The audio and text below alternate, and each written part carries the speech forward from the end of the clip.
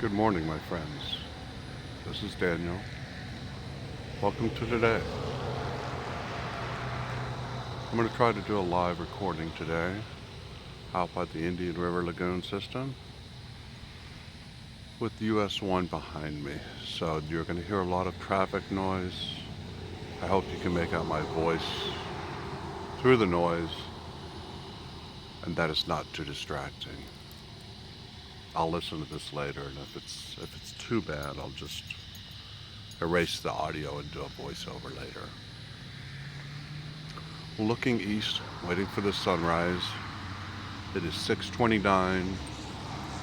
Sunrise is 6:46 this morning. It's about 15 minutes. Beautiful cloud structure out there. That building to the right of the frame is a vehicle assembly building, VAB. It's part of NASA's launch complex out at the Kennedy Space Center. I live in Titusville, Florida, US. Very beautiful place. I used to live out here. Well, I've lived out here for a number of years, almost 20 now, and only recently did I really come to know the Indian River and how beautiful it is. Isn't that funny? Something so beautiful can be so close and we just don't see it.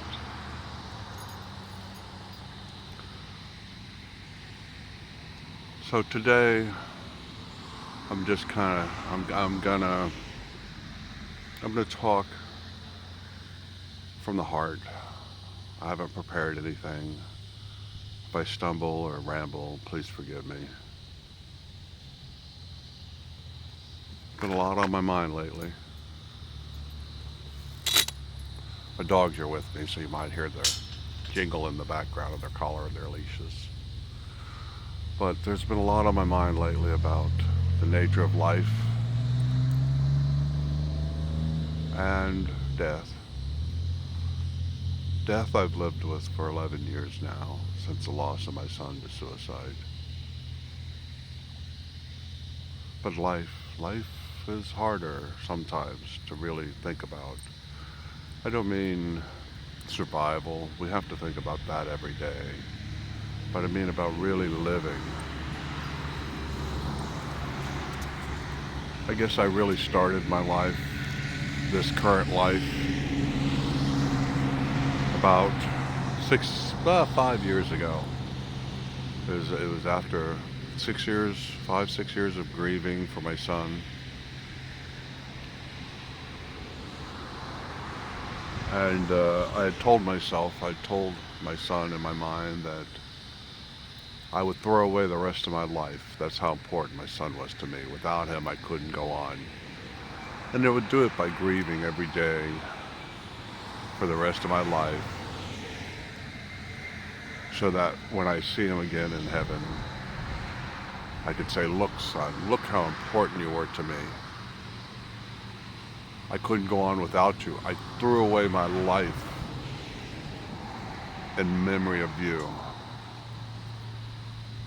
But one day I kind of had a vision of my son answering me. He said, "Dad, that's not what I wanted. I took my life. I didn't want to take yours." That day I resolved to make a difference. I don't know if I'll make a difference for anyone else or a difference in the world, but I'm going to make a difference for myself, so that when I see my son, I don't say, look what I threw away to honor you. I'm going to say, "Look what I did to honor you. Look what I did only because of what you left inside me. Your influence on me has made me who I am, and I'm better for it, son." It's funny. When he first passed, my instant reaction was, one day I'm going to get a hug from him again. We used to have such good hugs. We had this tradition of good night and good morning hugs. If we were in the same house every night, I'd say, time for good night hugs. We did that when he was a boy. We started that. And in the morning, it was always beautiful to start with a good morning hug. So one day again, I do believe in my heart I will get that next hug. But it's been a long time, and God willing, it's going to be a much longer time. Isn't that funny? We can want something and not want it at the same time. I want to live.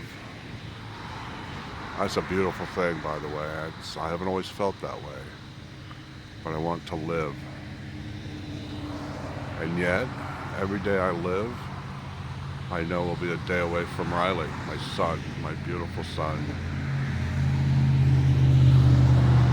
But I also know eventually one day, no matter what, I will die. And it is my belief, my hope, my faith that I will have a second life. I hope it's a good one. I hope it's with my son. I'm pretty confident my son's in heaven. You see, while I was grieving, maybe a year or two into it, and at this point I was crying every day. I mean, every day, almost all day long.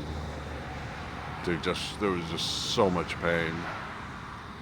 I told myself I'll cry a river, and that river will fill an ocean of pain, filled to the top by my tears. And I guess in a lot of ways I did that. But anyway, on this particular day, I was sobbing, and I have this habit of speaking to God in my mind only. I don't have to speak out loud to God. And in my mind, I was crying out. I mean, my thoughts were as loud as I could make them, and I just kept crying out, where is my son? Where is my son?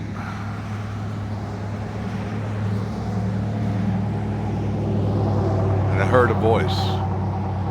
Now, those of you who know me know I have schizoaffective disorder. So I'm prone to depression, or at least I was until the latest medication change, which was miraculous. But I'm also prone to paranoia and to auditory hallucinations. I don't have many visual hallucinations, but I have audio hallucinations, or I can when I'm stressed, and I was stressed. But this voice was different than what I experienced normally. Normally, if people are around me and I can't actually see them, I might hear them say something, usually derogatory. If I'm feeling really stressed, I might hear their voice in my head and think somehow that I can hear their thoughts. But this voice was different. There was no one around me.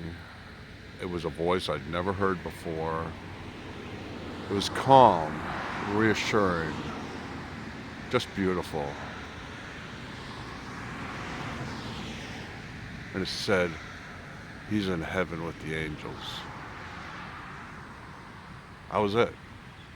No explanation, no trust me.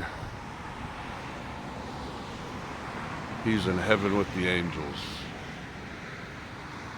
That gave me a lot of peace. I'm going to tell you, not only have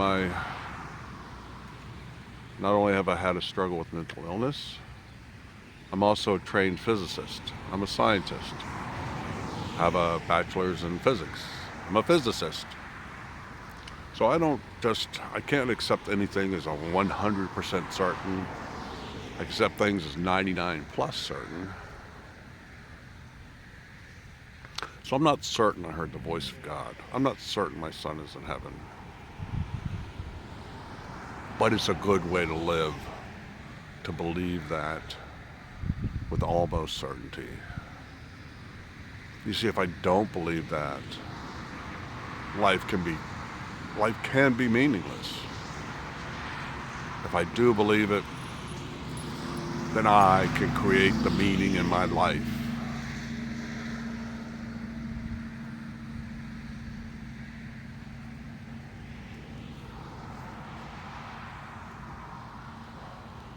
Life is what we make of it.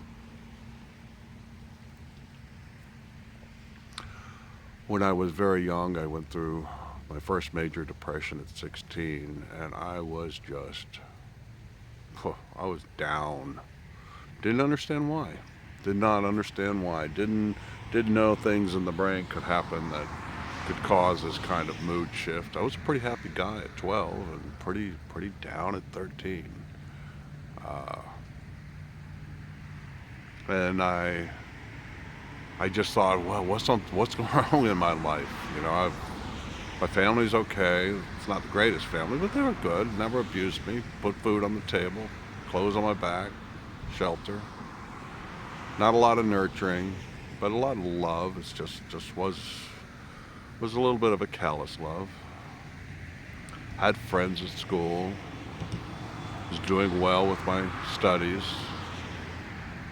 What was wrong? Well, my mom was a devout Catholic, and I was going to a Catholic parochial school at the time. See, 13, that would have put me in 6th or 7th grade. And I was struggling a little bit with my faith because I had become very rational. And faith doesn't make a lot of sense. And I knew my faith was grounded on an existence of God. Does God exist was a very important question to me. I think a lot of young people ask that, but I decided I was going to find an answer. So for about a year, I thought about it, almost incessantly. Sometimes I recall I'd go for a walk. I'd walk for an hour sometimes and think of nothing else but that question. And I came up with a chain of thought, which I later, much later in life, learned is called a decision tree. You take a question. You don't decide whether it's yes or no. You simply entertain the possibility that it's one of the two, of course. Yes, no. Nowadays, I know it also could be undeterminable. But yes or no. And that leads to another question. And you take that one as a yes or no. And you end up with a range of possibilities. So I had 2 questions in mind, each one a yes-no answer.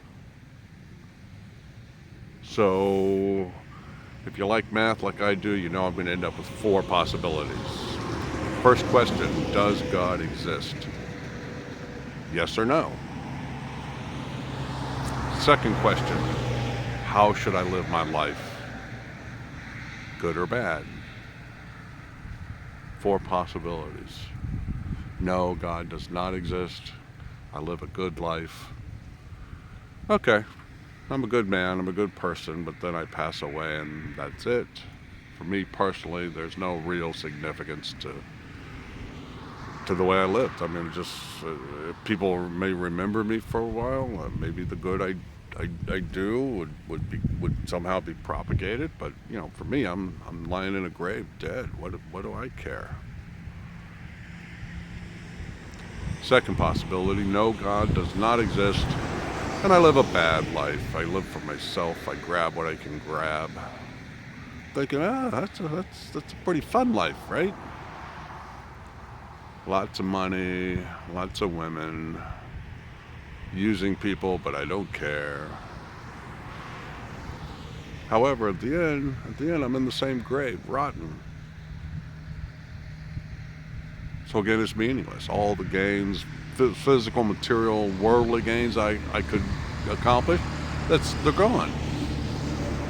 As I've heard, you never see a U-Haul behind a hearse. Hearse is, of course, a vehicle that transports a dead body to the cemetery. U-Haul takes their belongings with them. It just doesn't happen. Doesn't happen. The belongings go to someone else. Okay, 2 more possibilities. Let's say, yes, there is a God. and we'll take the bad possibility of how I live my life first. Yes, there is a God, and I live a bad life. Again, same definition. I seek worldly goods, money, sex, power. At the end, I don't rot in a grave. I go to hell. Not good. I want to avoid that one. The final possibility is that yes, there is a God. I do my best to live a good life. At the end of my life, who knows? Who knows? Maybe I get eternal bliss. Oh, that's a good one. I like the idea of that, especially being so depressed. I was ready for a little relief. So the four possibilities, only two are significant, and that's based on whether there is a God or not. Now, we can argue that point. For me, it was clear. Still is clear. And if there is a God, then I want to live a good life. I want to cash in on that eternal bliss, not go to eternal torment. About 2 years ago, I was going through, actually was, you're going to have to forgive me for this particular point, but I like to say I read this, I read that. I didn't read it, I saw it on YouTube. But it was written on the screen.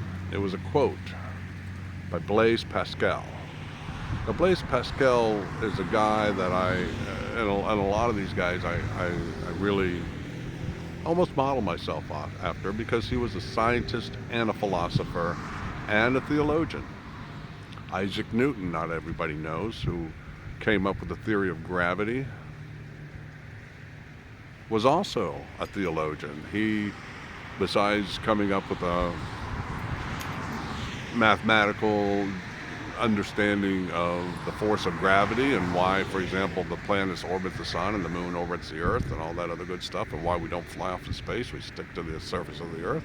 He explained all that with the mathematics, and he also went through and looked at the book of Revelations in the Christian Bible, and he calculated the number of years that the world had left. With certainty in his mind, he did a calculation.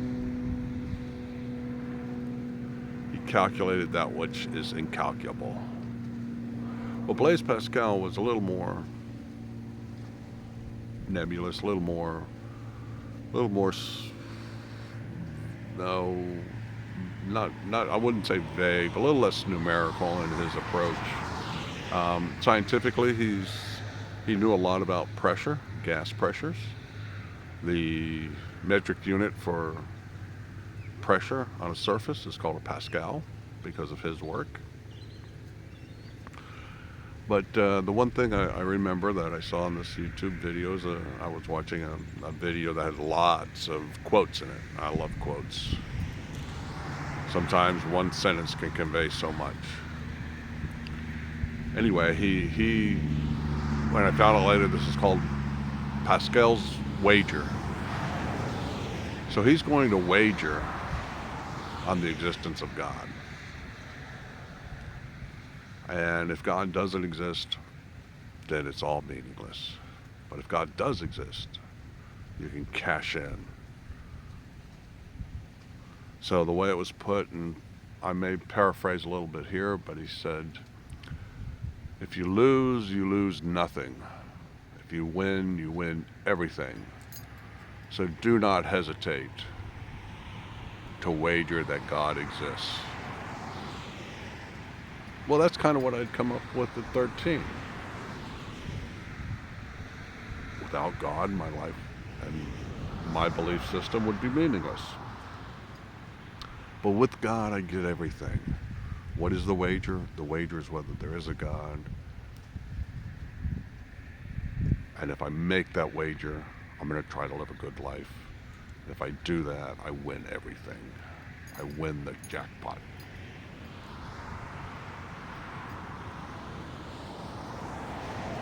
So, what is a good life? What's the meaning of that? I've tried different things. I've learned to be more charitable.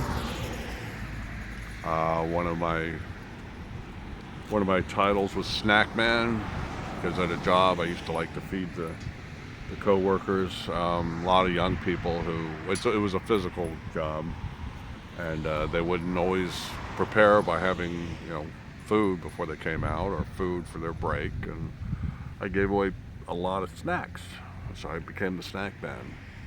The favorite snack for me was a peanut butter and jelly sandwich to give away. It's nutritious, relatively speaking. It's filling.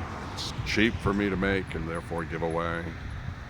I used to give those to the homeless people a lot too. Any poor person that could use a bite to eat. And there were days I would actually go out and make a bag full of sandwiches and go out and try to find people who I could help.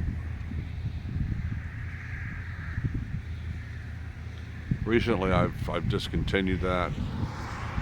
I don't know, again, this is a belief, not a fact, but I sometimes feel the Spirit come over me and deliver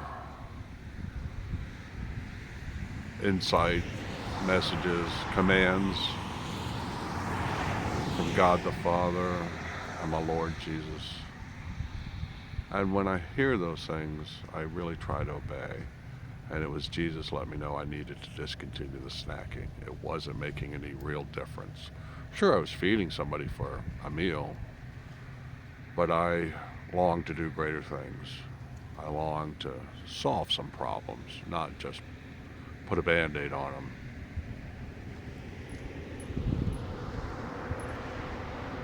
Anyway, I think a good life is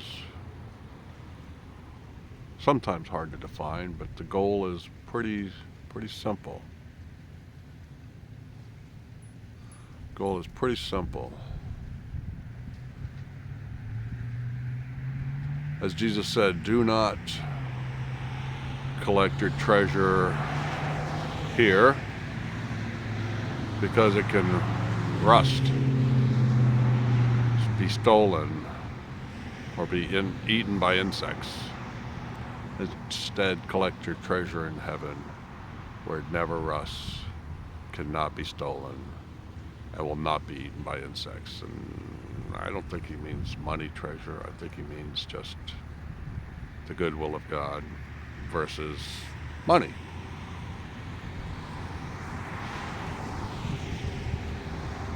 So to really think about that one, I've got to say, the goodwill of God. How do I get that? I don't know exactly, but maybe the answer can be found in some of the religions of the world, some of the philosophies of the world. So I spent a lot of time looking at that, and there's some commonality in them, and I think that commonality points to a theme. God is good. God loves us. My interpretation of a lot of that is God is a creator. Based on the way I was brought up and my current beliefs, God is the heavenly parent. Well, I was a parent. I was a father to my son, and I know how that feels, and I know what I wanted for him, and I know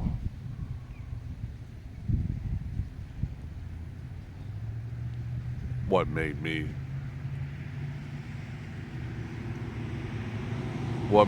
feel good toward other people, and that was when they were good to my son. That was when they treated my son like one of their own. So if God's a heavenly parent, if he's a creator and he created us to love us,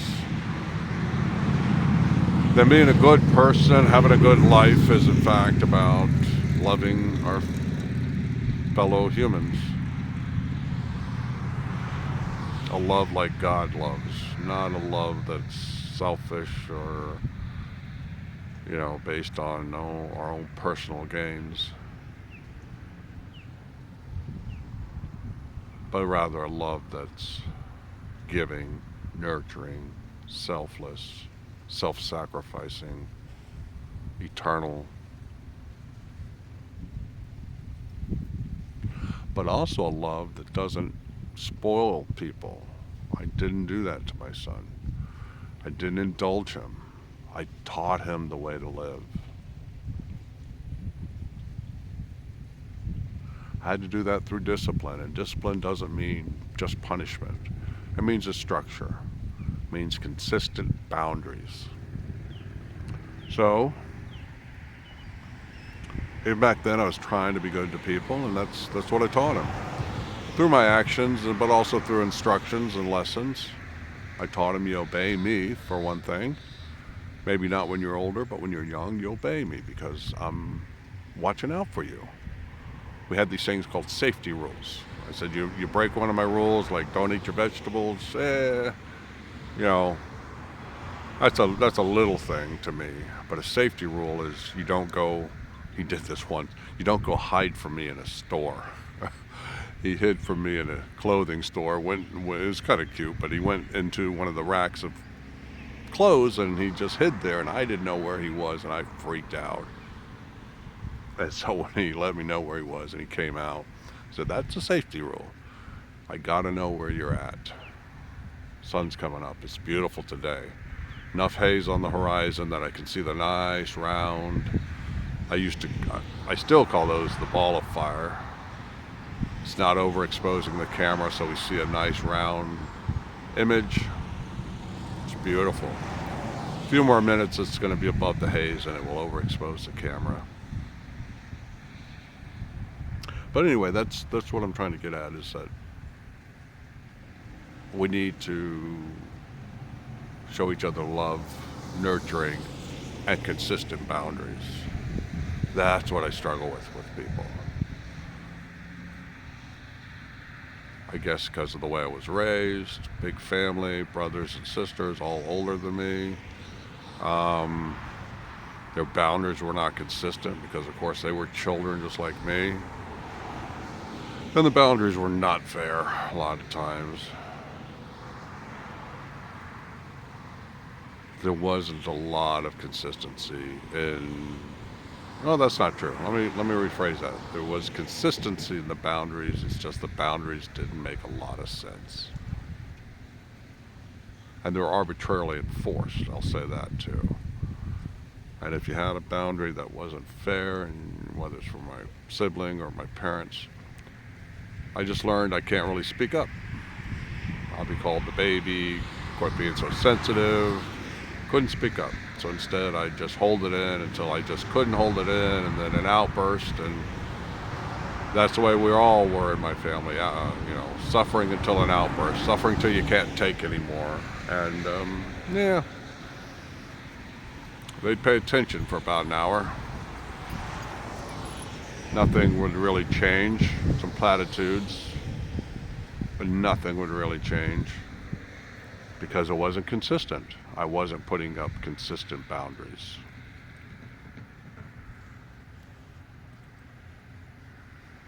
That sunrise was beautiful today.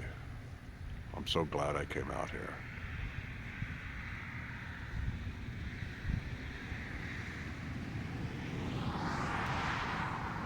I know for myself too, I've often hesitated to acknowledge that I should love myself, because so many times I knew people who loved themselves for vain reasons. They love themselves, they want to spoil themselves, indulge themselves, but really, those people are only hurting themselves. Again, if you love someone, you don't spoil and indulge them, even yourself. So I think with myself, the self-love I'm looking for is, again, like similar to the love of God. I need to set consistent boundaries for myself. Some behaviors are okay, some behaviors are not. Some thoughts are okay, some thoughts are not.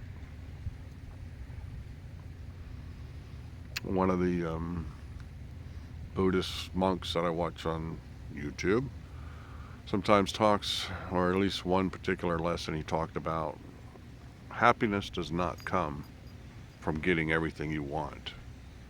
Happiness comes from being okay with denying yourself things that are not good for you.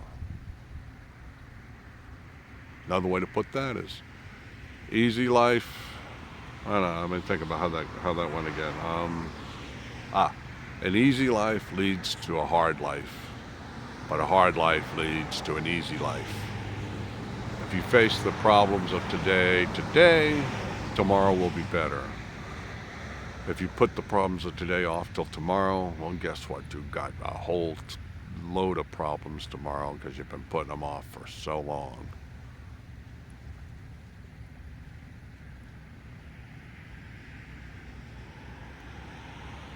I guess that's what I've done a lot of my life. I used to use a lot of substances, cannabis, alcohol, tobacco. I still occasionally have a drink. We started that after about, maybe 3 months ago. And I try not to become intoxicated, just a little relaxation. I was never addicted to alcohol, but I was heavily addicted to cannabis and tobacco. So those I won't touch. The alcohol alcohol in general, tells you how old I am. Alcohol I didn't touch for about 7 years. And then I realized, well, sometimes I'd like a little. And quite frankly, there is a benefit to that sort of thing. It can relax you enough that you can see your problems from a different perspective. And that's what I largely do. If I get too stressed, I have a beer or two and relax, and I think about things, and I say to myself, what's really going on here? Okay, we see the sun's overexposing the camera now. What's really going on here? And I seek a new perspective. That's it. If you've got a problem that seems unsolvable, find a new perspective on it. Everything's solvable. You're just looking at it the wrong way. You're looking at it stressed. You're looking at it from the way it's impacted your life. You're not looking at it where you say, what is the true nature of the problem? What kind of solution could I implement? So that's the other part of living a good life, I think, for me anyway. Finding solutions. I like that part. And that brings us to the third part of my life, understanding. Now, I've been criticized, excuse me, I've been criticized for sometimes people say, oh, you're trying to make excuses for people for their bad behavior. And I'm not. I'm trying to understand their behavior. If I can understand their behavior, then perhaps I can help them or help myself with a solution to it. Some modifications. I don't know. I haven't had much luck with the solution part, but I'm doing better at this understanding part. It's taken me a long time, but I'm getting better at it. And the definition of the solution will be that it becomes a better world because of it. A good world, a better, more good. Good defined as the way God treats us.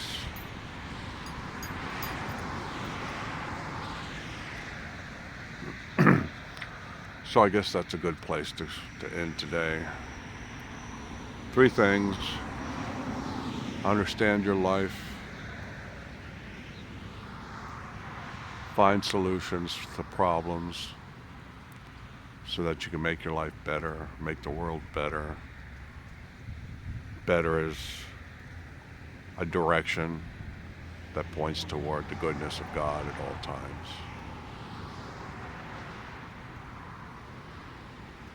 Thank you for listening today. I'm going to post this on, you guessed it, YouTube. If you're there and you see it, I hope you can take a minute to really reflect upon what I'm saying. I don't have all the answers, but I like to give back some of what I've gotten, and that's why I do the meditation videos and all that stuff. I'm trying to give back some of what I've learned.